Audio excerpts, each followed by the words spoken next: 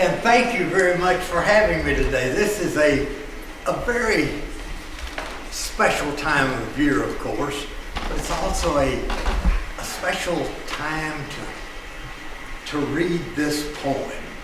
It's probably the most famous poem ever written by an American citizen.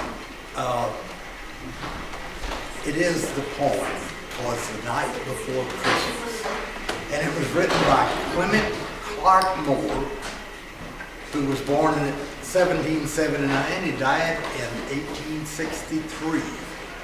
The author of this poem was a quiet, shy man, and it is believed that a family friend, Miss H.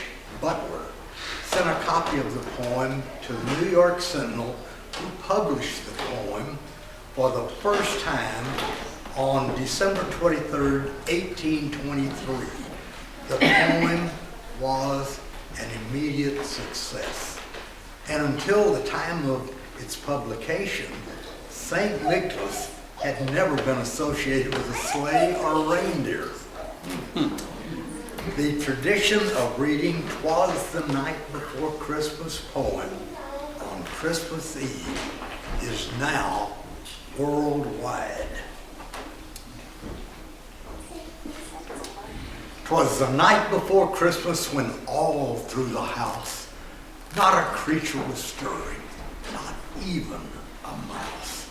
The stockings were hung by the chimney with care in hopes that St. Nicholas soon would be there.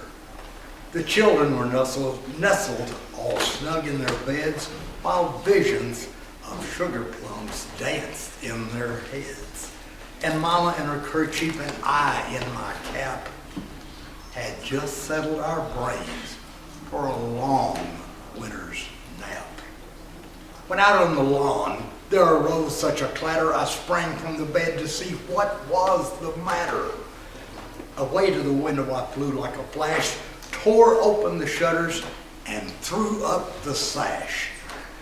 The moon on the breast of the new fallen snow gave the luster of midday to objects below. When what to my wondering eyes should appear but a miniature sleigh and 8 tiny reindeer. With the little old driver so lively and quick, I knew in a moment it must be St. Nick. More rapid than eagles his coursers they came, and he whistled and he shouted, and he called them by name.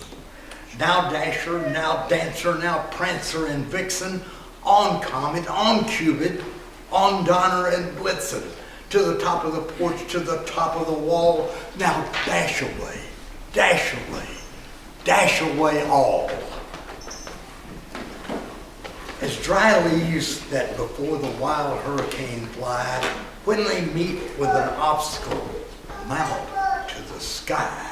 So up to the housetop the coursers they flew, with the sleigh full of toys and St. Nicholas too. And then in a twinkling I heard on the roof the prancing and the pawing of each little hoof. As I drew in my head and was turning around, down the chimney St. Nicholas came with a bound. He was dressed all in fur from his head to his foot, and his clothes were all tarnished with ashes and soot. A bundle of toys he had flung on his back, and he looked like a peddler just opening his pack. His eyes, how they twinkled. His dimples, how merry. His cheeks were like roses, and his nose like a cherry. His droll little mouth was drawn up like a bow, and the beard on his chin was as white as the snow. The stump of a pipe he held tight in his teeth, and the smoke, it encircled his head like a wreath. He had a broad face, a little round belly that shook when he laughed like a bowl full of jelly. He was chubby and he was plump, a right jolly old elf, and I laughed when I saw him. in spite of myself.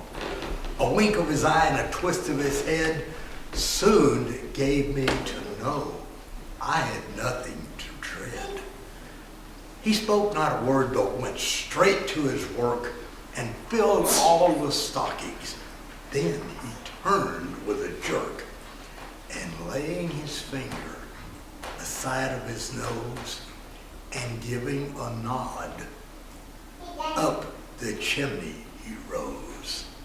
He sprang to his sleigh, to his team gave a whistle, and away they all flew like the down of a thistle.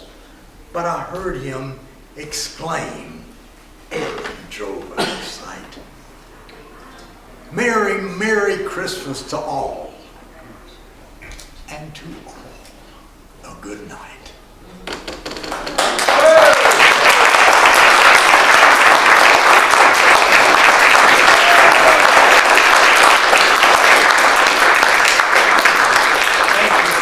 Thank you, everybody. Merry Christmas to everyone. Thank you, Burton. Let's clap again. Yay!